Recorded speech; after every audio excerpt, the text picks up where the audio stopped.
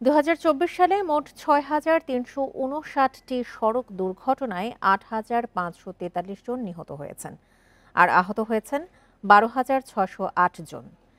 আর সড়ক, রেল ও নৌ দুর্ঘটনা মিলিয়ে নিহত হয়েছেন মোট 9,237 জন, আহত হয়েছেন 13,190 জন।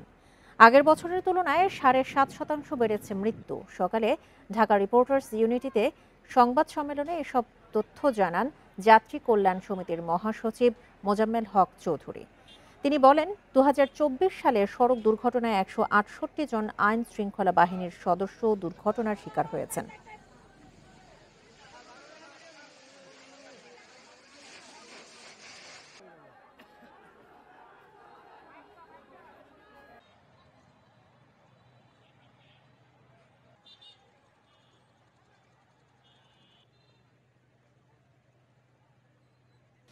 ইজিবাইক, মোটরসাইকেল, থ্রি হুইলার সরকারের নিষেধাজ্ঞা অমান্য করে মহাসড়কে অবাধ চলাচলের কারণে সড়কের দুর্ঘটনা এবং প্রাণহানি বেড়েছে।